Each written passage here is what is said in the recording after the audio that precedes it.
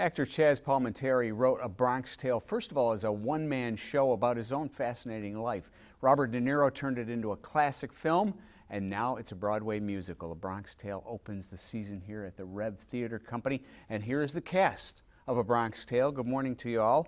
Mike Keller, Alan Chandler, and Alison Mahoney, and in the front row, Trevor James and Arjaye Christina. Good morning to all of you.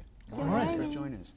I want to ask you first, Trevor, the REV describes Calogero, your part, as torn between the father he loves and the mob boss he'd love to be, the godfather he'd love to be. Yeah. How did that come about? Why did that happen to him? You know, it happened to him at such a young age. We see Calogero first at 9 years old.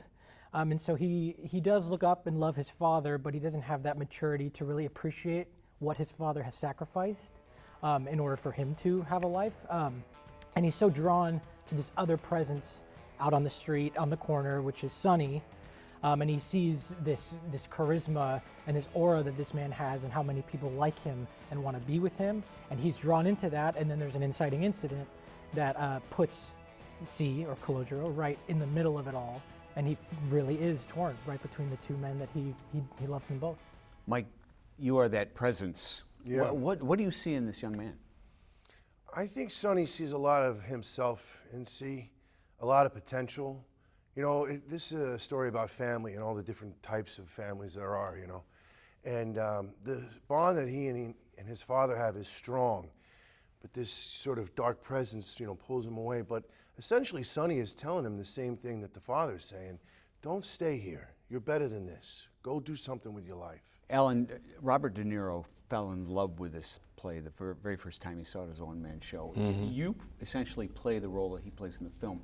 What's that challenge like, taking on you know, a role like that? Well, truthfully, I just thought it was very cool. If I'm being honest, I trust his character selection. So at the very least, I knew that there was someone very human, someone very gray, someone very nuanced to discover and work on portraying. And I'm attracted to that kind of, there's a validation in the sense that De Niro liked to take on his role and wanted to turn it into a film. So at the very least, I'm just doing my best to play a very nuanced father with his own struggles and trying to teach the right lessons, even if they are opposed to the norms.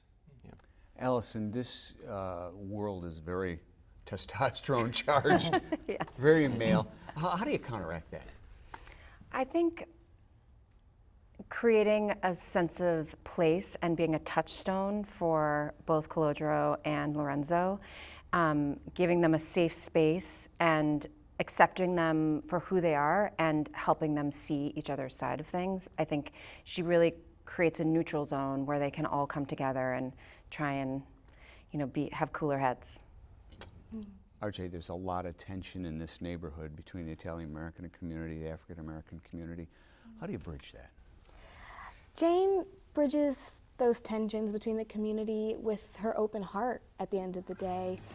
Her and Calogero's connection is a moment where they choose to see each other and choose to understand.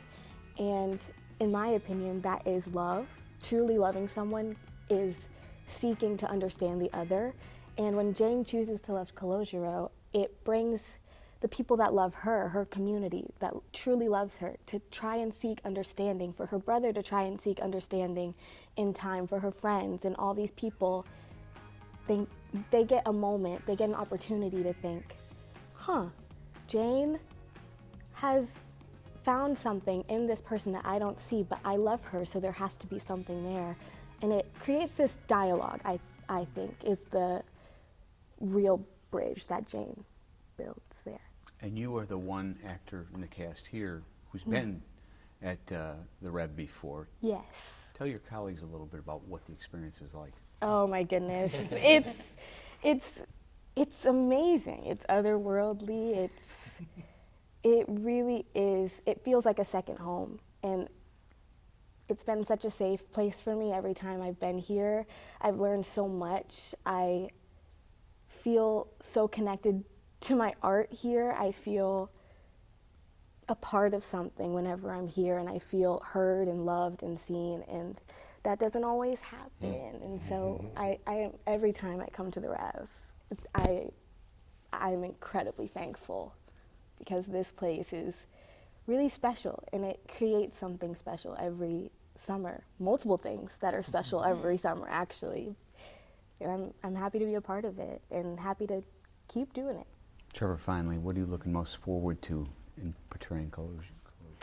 Well, I love that I get to be this kind of narrator for the audience and watch the story unfold and then step into it in other instances. It's a lot like, we compare the show a lot to a show like Jersey Boys, which is a show that I've done actually several times. And there's a similar device in that show where you speak to the audience and then you show them what's happening in real time.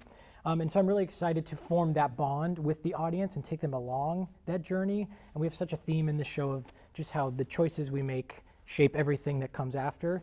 And you really get to see that roller coaster along the way. And I just hope the audience is ready and along for the ride. Well, thank you all for your time. Chez Palminteri and Robert De Niro's A Bronx Tale plays here at the Rev Theater Company from June 3rd to the 20th. You can get tickets at therevtheater.com or call the box office 315-255-1785. This segment of Bridge Street was brought to you by the Rev Theater Company.